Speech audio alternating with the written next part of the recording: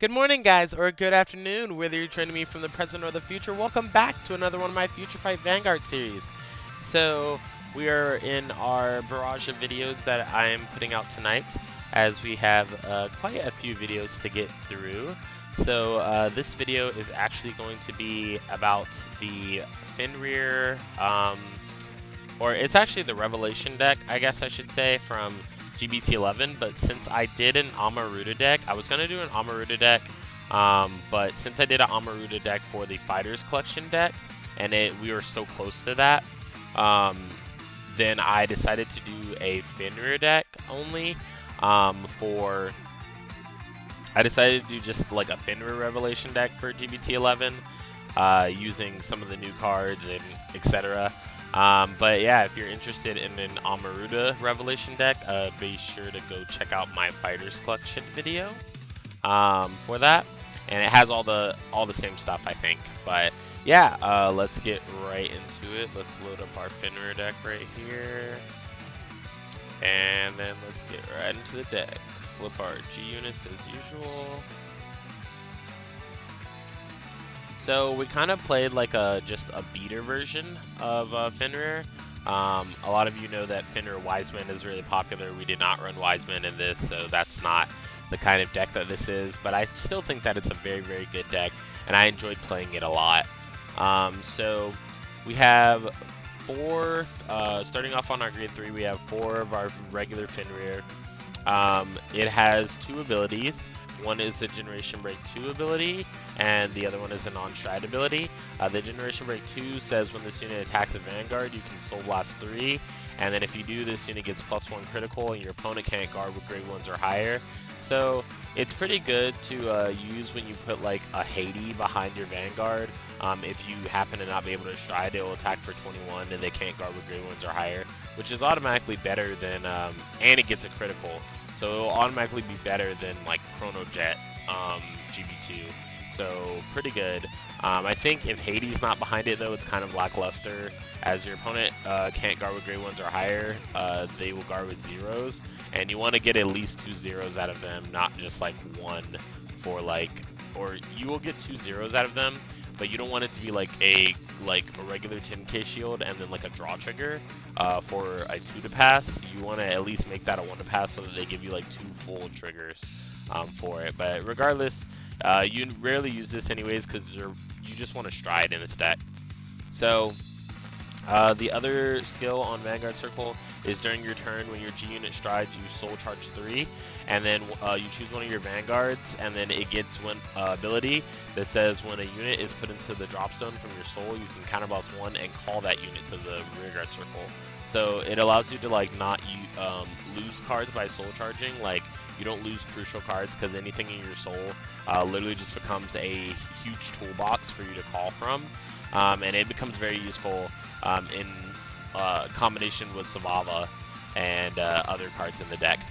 But what Savava does is it has 2 abilities. The first one is Revelation. Revelation is the Genesis keyword that says when a unit is placed on the specified circle, whether that be Vanguard or Rearguard circle, whatever this Revelation skill says. So for example, Savava is Revelation Vanguard Rearguard circle, but Kotonoha here is only Revelation Rearguard circle. So when you place the unit on the specified circle, you look at the top card of your deck, and then you can choose one of 2 options. Put it back on the top, or you can put it into the Soul, and if you do, you have to rest one of your rear guards. So Revelation basically gets you Soul at the price of resting your cards, but then you have cards like Gelja that can stand your cards during the main phase, so you can just use Revelation over and over and over again to get free Soul out of it basically, and then it's not really like costing you anything because your rested units are not going to stay rested before your battle phase. So it has Revelation, and then Savava's other skill is on Vanguard or Rearguard Circle, Soul Blast 3 normal units, and if you do, this unit gets plus 5,000 power until the end of the turn. If you do, or sorry, if this unit is on Vanguard Circle, then you draw a card. So you're mostly using it on the Rearguard Circle to get 5,000 to make it a beater. And then when you use Soul Charge, you also trigger abilities like Hades, Jor Moongund if you have it, and etc. And then we have 4 Kotonoha. Kotonoha is one of the really good beaters in the deck. Kotonoha has 2 skills. The first one is Revelation on the rearguard circle. The second one is during your turn when a card is put into your soul, this unit gets plus 1000 power. And then if that card was put into the soul due to the effect of a Revelation ability, this unit gets plus 1000 power more until the end of the turn. So basically, whenever a card is soul charged, you get plus 1000. If it's soul charged by Revelation, you get plus 2000. So pretty good. Then we have 3 Gleipnir. What Gleipnir does is it is our generic Genesis, has to be boosted grade 2 with an effect. So when this unit attacks a Vanguard, if it's boosted, you can counterblast 1, and if you do soul charge 3, and then if you put a card into the drop zone from your soul during that turn, you can draw a card. So this card's really, really good. It allows you to keep up your soul, you draw a card for it, like, it's just free pluses. Then we have 3 Jormungand. What Jormungand does is whenever a card is put into the drop zone from your soul, then you can add plus 1000 to this card. So whenever a card is soul blasted, it gets power for soul blast. It's the same as Haiti. Haiti and Jormungand are grade 1 and grade 2 versions of each other. Then we have 4 Skull. Skull is our stride fighter, nothing to say about it except you can get Fenrir with it. If you start with like a Skull in your hand and a Savava, you can use Savava to get and Skull in combination to get Fenrir so that you can make sure that you ride it. Other than that, it's just a stride fighter, and we run 4 because we want to stride in this deck. We run 4 of the new PG from G-BT11, Goddess of Adherence, G-BT11. So what G-BT11 does is it has a couple abilities. First one is Sentinel, meaning that you can't run more than 4 Sentinels in your deck. Pretty self-explanatory. Second one is Revelation. So it has Revelation on the guard circle, actually. So it's one of the only cards that has Revelation on the guard circle. So when you PG, you really want to take advantage of it and use Revelation. And I pretty much just stick anything to my soul unless it's a card that I want to leave there, like a 6 damage heal or something. Because it allows you to see the top card of your deck not only for damage purposes during your opponent's turn when they're trying to give you damage, but it is really good because you can mostly just soul charge using Revelation, and if all your units are already rested from you having attacked the previous turn, you don't have to rest anything because everything's already rested, so you can't rest anything, so you're just soul charging for free. So it's very good. Then it has the regular PG ability, discard a card to not be hit. It can guard any unit as well, Vanguard or rearguard circle. It can PG them. And then when it's put on the guard, or when it's retired from the guard circle, if you have a PG in your soul with the same name as this card, then you can soul charge 2. So it's pretty good. Like overall, you can soul charge 3 just from guarding with her if you have all the conditions set up. Then we have 4 Gelja. Gelja is a bread and butter Fenrir card. It is very, very good. First ability is Revelation. The second ability is In the Soul. You can choose to, during your main phase, put this card on the bottom of your deck. If you do, choose a rearguard, stand it, and it gets plus 3000. And then if you have a Fenrir Vanguard, which you always should, you soul charge 2 and choose one of your units, and it gets plus 3000. So I usually use this on the same unit, so whenever you send one of these to bottom, and you soul charge 2, and then you give a unit 6k. So you can split the powers if you like, but I usually just put it on 1 to make a big beater. So then we have 3 Haiti. Haiti is again the grade 1 version of Jormungand, where if you soul charge a card, it gets 1000 power. So all your soul blast effects power this card up. Then we have 1 Leather Warning Lading. Lading is pretty generic starter for Genesis. It's basically during the main phase, put this card into your soul and then choose one of your Vanguards, and it gains an ability that says when a card not lading is put into the drop zone from your soul, call that card to rearguard circle. So lading allows you another Fenrir type skill for free, except you can't call lading off of it. However, you can call lading off of Fenrir skill and call something else off of lading skill, but that's only like when you determine that you soul charged and you have nothing useful that you really like to call. So you just call out lading again so that you can use it for the next turn. Then we have 4 Fetter of Pile Thavidi. So this is our Fenrir soul charge crit trigger, that if our Vanguard attacks and has Fenrir in the name, we draw a card, shove this card to soul, and we choose one Vanguard, and it gets 5000. Then we also run 3 Kukuhime and 2 Shiroma. So we actually run 9 criticals in this deck. It's very, very cool to run 9 criticals in this deck because your opponent always expects like the regular 6 crit, 6 stand type thing, so they no guard a lot more, and then you can just crit them to death. Also, when you go into Vanguard here, you get to kind of like toy with your opponent a little more, because the more and more they figure out that you run more crits than stands, they're going to start guarding your Vanguard, and that's when you can put like stands and heals on top of your deck.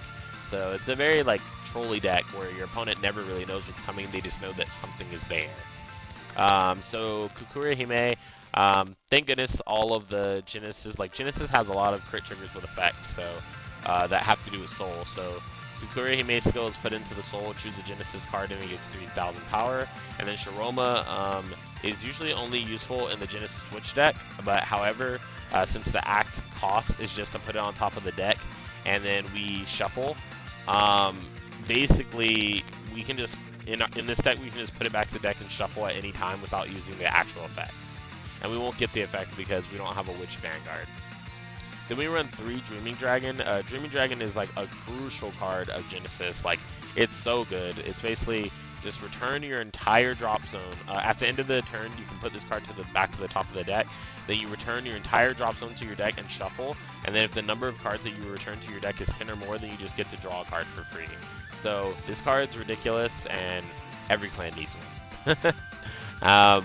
Kidding, but not at the same time. I would like for every clan to have something like this, but I know that they're not going to do that because that would just be way too ridiculous in some clans.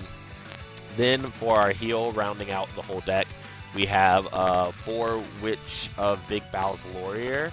So Laurier is our Fighter's Collection heal trigger that says when it's discarded as a cost to guard with the bigger Laurier, which is the G-Guardian Laurier, then we can put this card into our Soul. So it helps build our Soul a little bit more. And yeah. So getting right into the Stride Zone, we have 4 Destruction Deity Beast Vanguard. I'm pretty sure this card will always be good in Genesis. It's just so ridiculous. Your opponent never knows what to expect. But Generation Break 2, when this unit attacks a Vanguard, you can pay the cost, which is to Soul Blast 6, and flip a Vanguard face up from your G-Zone. If you do, until the end of the turn, this unit gets a skill that says at the beginning of your drive step, look at the 4 cards, look at the top 4 cards of your deck, then put the cards anywhere you want on top or bottom of your deck in any order. So basically, you use the skill when you attack, then your opponent chooses if they would like to guard or not, then you check the top 4, and then you can rearrange all of your cards. So like, let's say that your opponent no passes you, then you can, instead of going for checking like heal triggers and crit triggers, you can like put those on the bottom, save them for later, or you can choose to check them to add power to rear guards, or do whatever you want. But you can do it like, you do it after your opponent guards. So if your opponent like 2 to passes you or 3 to passes you, and you check top 4 and there's 3 or 2 triggers there, you know that you just instantly pass that attack because you can just put them back on top. So very good card. And then we have 3 Goddess of Investigation Ishtar. Ishtar is one of the new strides from the set, and it has 2 abilities. The first one is Revelation on the Vanguard Circle, so when you stride it, it gets Revelation, you can use it. And then the other skill is Soul Blast 3 and turn a unit face up in your G-Zone when your drive check reveals a grade 1 or greater card. And then if you do, you choose the same number of your units as the number of Goddess of Investigation Ishtar in your G-Zone, and they get plus 3,000 power until the end of the turn. And then if the card revealed by the drive check has the Revelation ability, then you can stand those rear guards.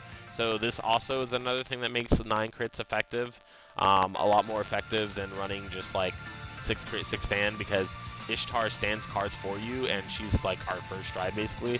And you can get to GB8 very quickly in this deck, because your first turn, you're pretty much going to Ishtar flip, and then you're going to Vanguard, and that's 5 face-up cards right there. And then if you G-Guard with the Laurier, like, you're into GB8 already. You could choose to run more Ishtar if you like. I just like running the 2 Doombrace in here because it does come in handy, as you guys will see in the games. But speaking of Doombrace, we run 2 of those in our G-Zone. Its skill is during the main phase Soul Blast 3, and then choose 2 of your rear guards and they get plus 5,000 power. Then if the number of cards in your Soul is 2 or less, then you can Soul Charge 3. So it's a very good card, keeps your Soul fresh, keeps your Soul alive. Very easy to use with like your grade 3 Fenrir skill to just get anything out of your soul. All you have to do is make sure it's one of your soul blasted targets, and yeah, you're good to go. Then we have Mythical Hell Sky Beast Fenrir. This has a Generation Break 2 ability and another ability as well. The Generation Break 2 ability is all Revelation abilities of your rear guards change to, so it actually changes the mechanic of Revelation to the following skill. So when this card is placed on rear guard circle, look at the top 2 cards in your deck. One from among them goes to the soul, and the other one goes to the top of your deck in any order. So not only does this allow you to stack cards that you would like to check, but it you don't have to rest your rear guards using Revelation when this goes on, because the part that says rest your rear guard is changed to this ability. Its second ability is Counter Blast 1 and Soul Blast 3. If you do, you may draw a card, so you can choose to draw a card, and if you don't choose to draw a card, then you can put one card from the top of your deck into the soul, and then you choose one of your rear guards, and that unit and this unit get plus 3,000 power. So you can either choose to draw a card and plus, or you can choose to soul charge one and pump one of your rear guards and this card, so that you can start to finish them off, or maybe it'll change a column for you, or whatnot.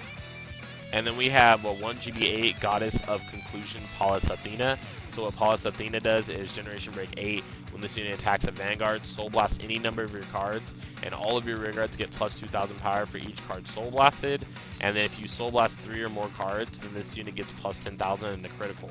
So very good card. Like, a lot of you will ask why we're not running Taro in this deck, and the reason is because whenever we Soul Blast in this deck, Taro wouldn't really be useful. Like, if we're Soul Blasting for Ishtar, we're already standing cards. If we Soul Blast for Doombrace, that's during the main phase, so there's no point in standing there.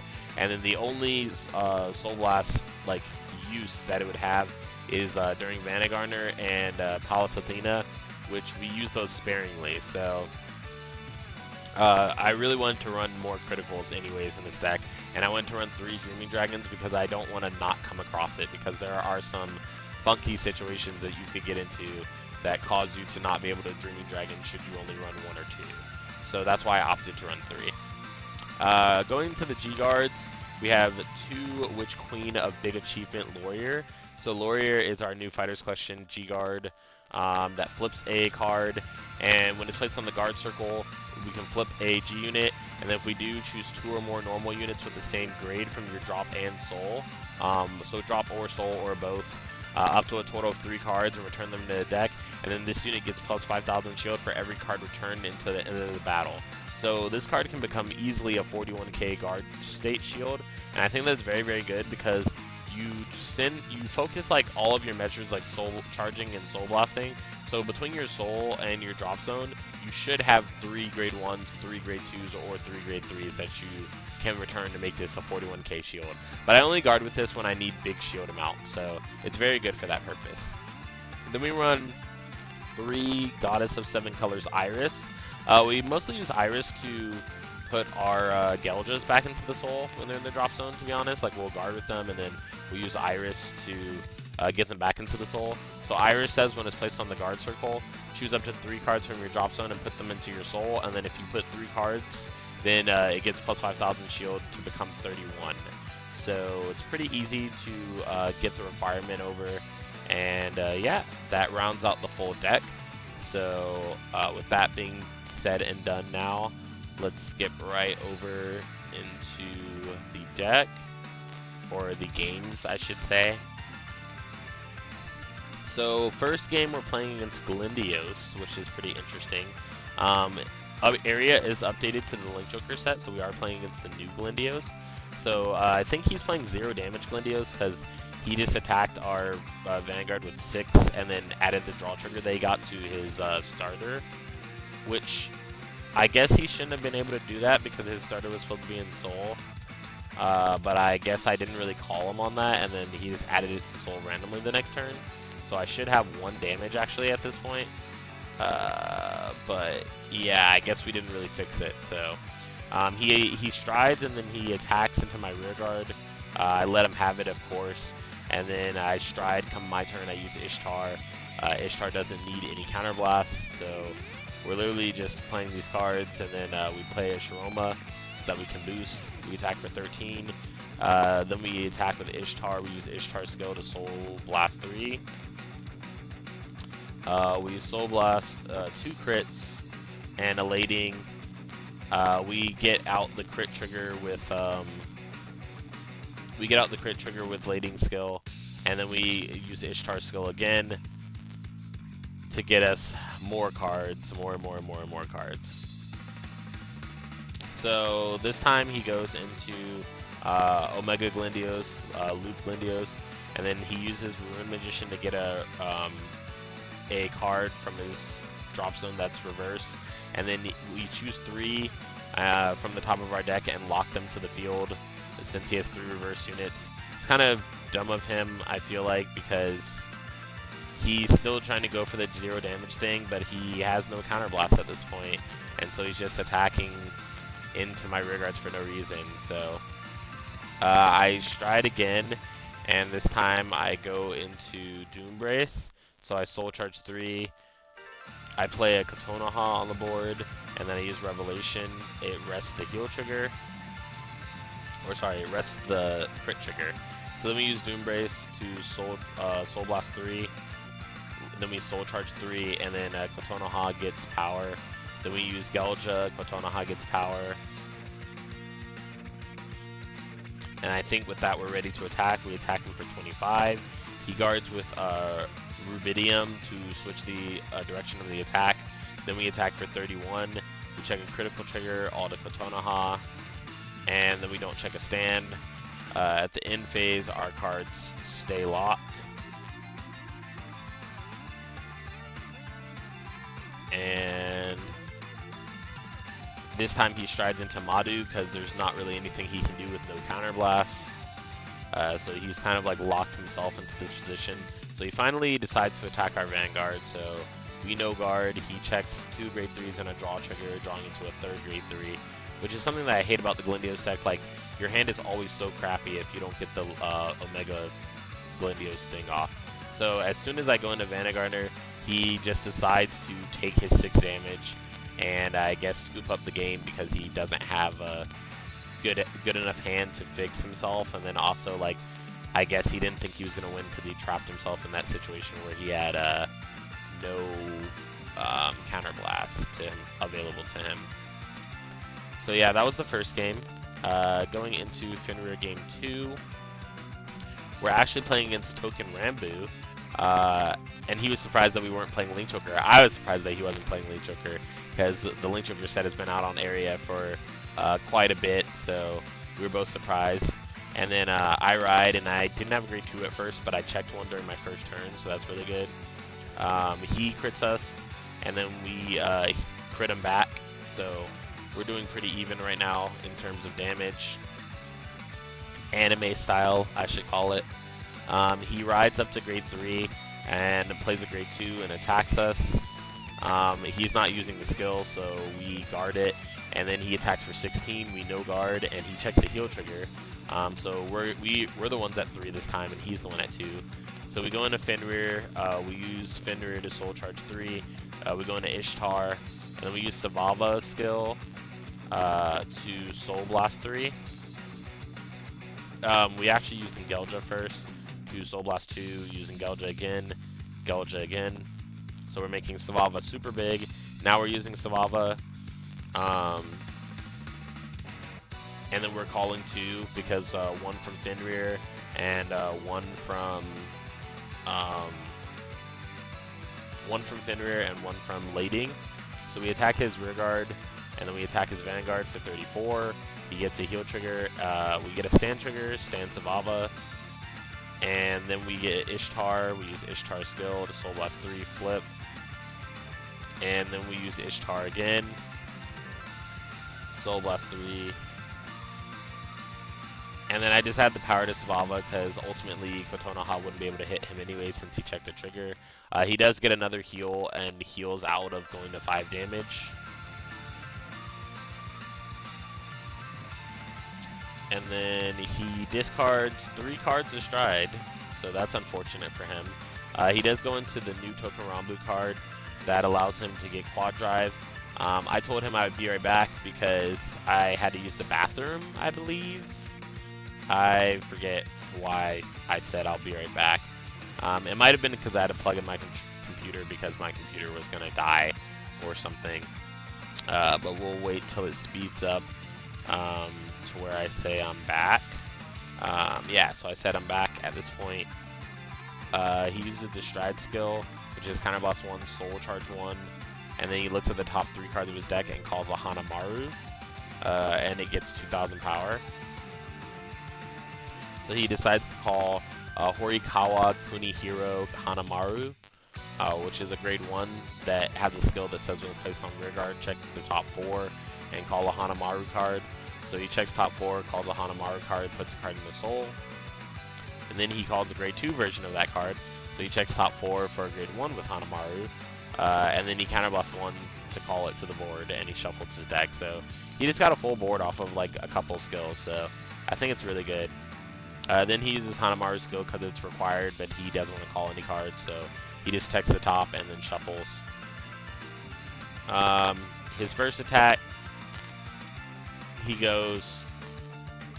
uses the skill of this to make it gain 3,000 power, attacks us for 21.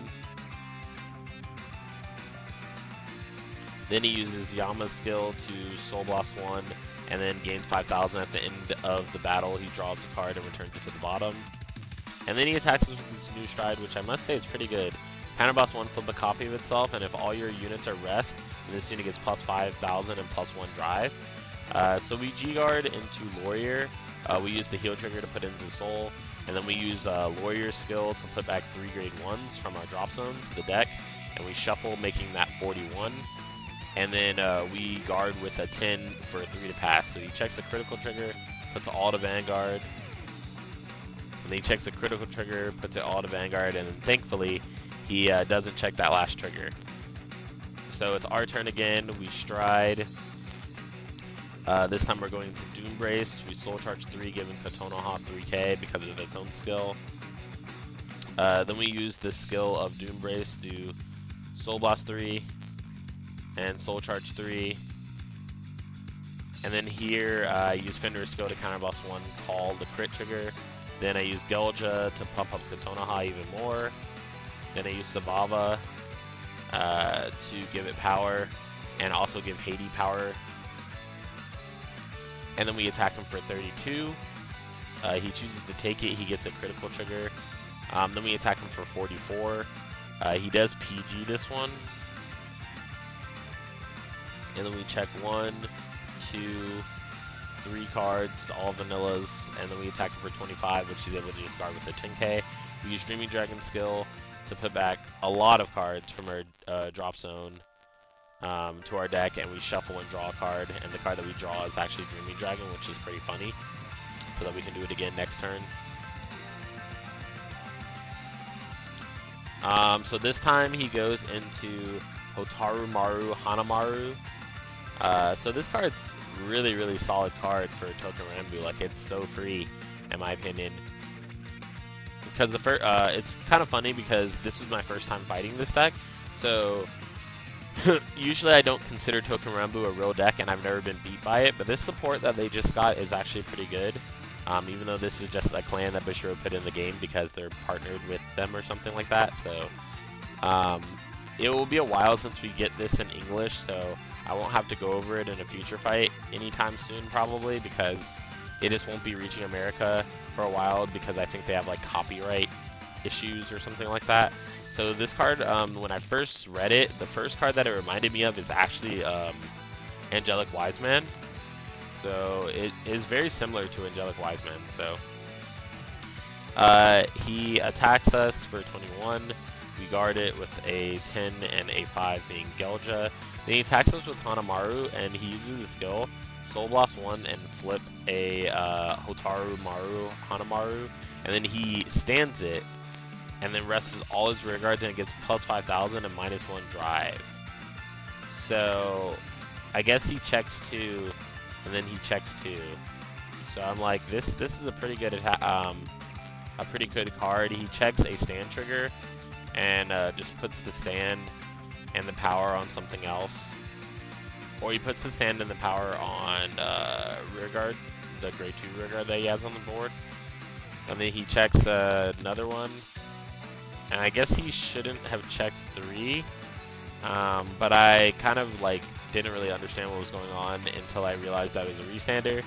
So then I no guarded, and he checks a critical and a stand trigger. So I don't think the stand trigger he would have checked, because since it is before attack, this unit would get -1 drive before that, and I didn't really realize that. I thought it did 3 and then 2, but it actually does 2 then 2, which is a lot more balanced than I thought.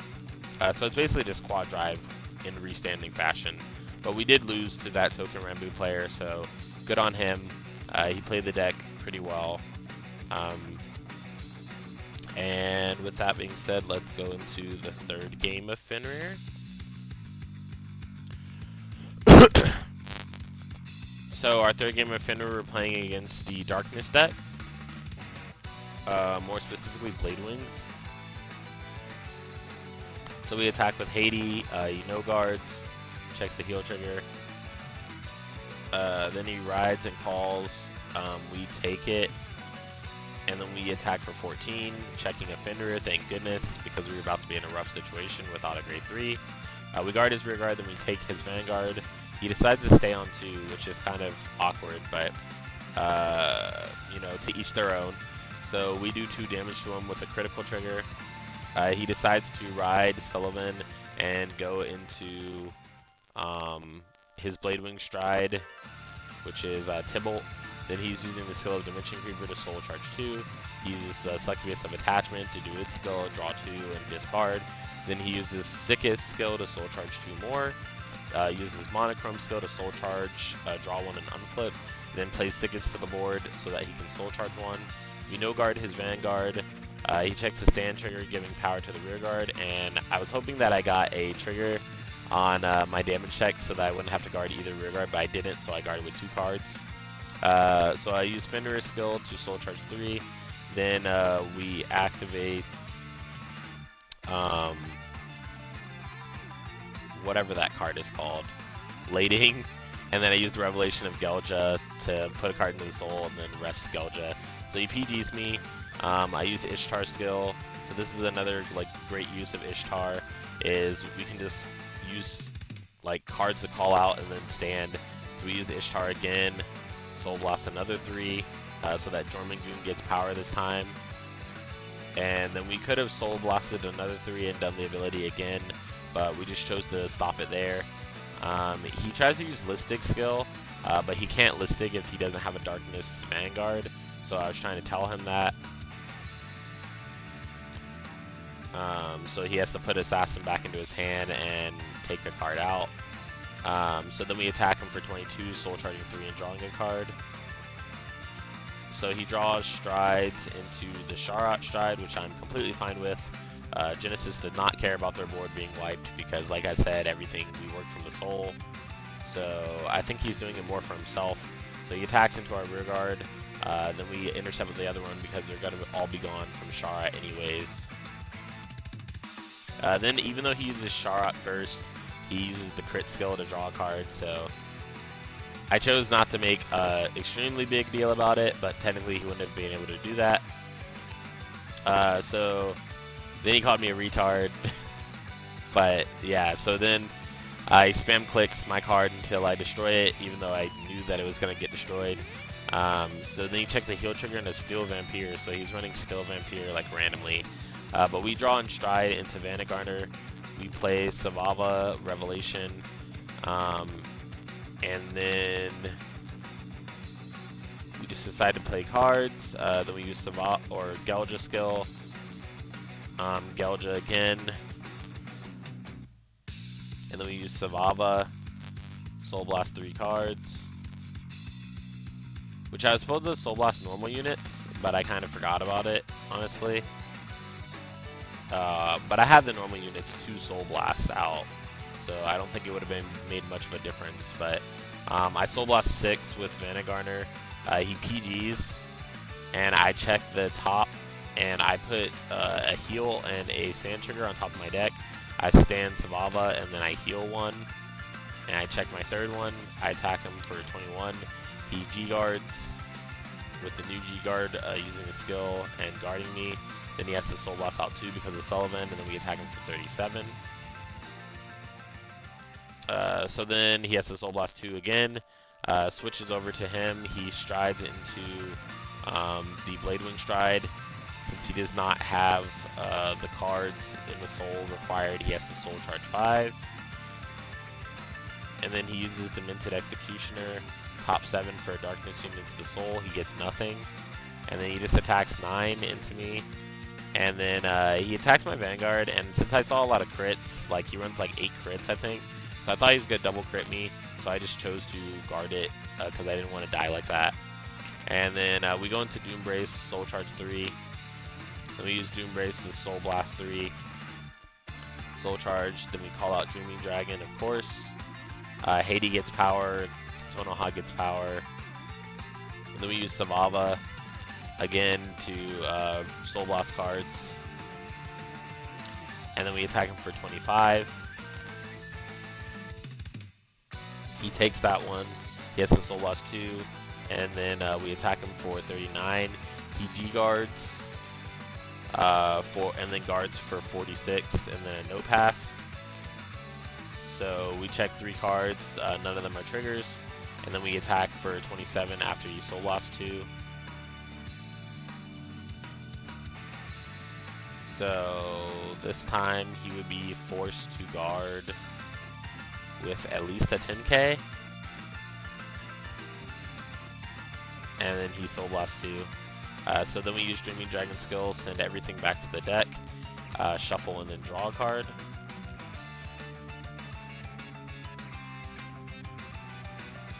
And then we draw Savava. He goes into Tybalt yet again. So this is his 3rd Tybalt. And he's Soul Charging 5 again. So that's another wall that we're going to have to get through next turn. So he attacks rear guard for 9. I guard it because I want that.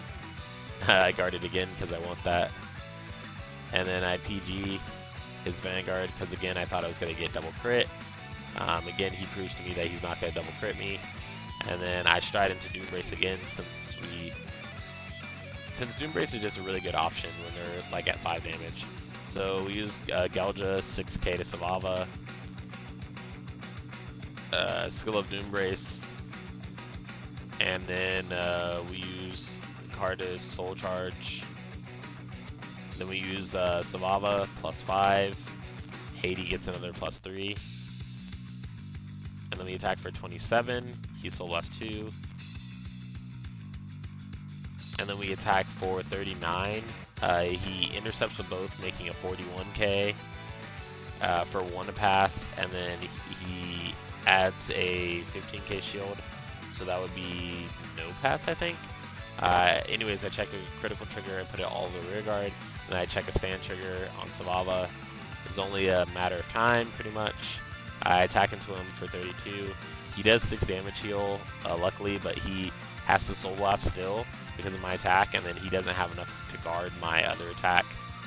So this one has 2 criticals, so he's forced to take that one, and he ends up dying off of it. So that's just very good for us. And then, yeah, with I reopened area because I thought that there was another game, but then I just remembered that that was the 3rd game. So yeah, with that being said, that has been our Fenrir. I was about to say Fenrir Wiseman deck. Oh god, this has been our Fenrir Revelation video.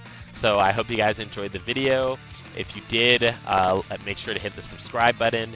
Really helps a lot if you guys subscribe. Leave me a like and a comment down in the comment section below, letting me know what you thought of the video. Be sure to check out our Facebook, Instagram, Twitter, and our Patreon. For those of you who support me on Patreon, thank you so much. I appreciate you guys so much. With that being said, this has been Josh from Cardfight Empire, and I'll see you guys on the next video.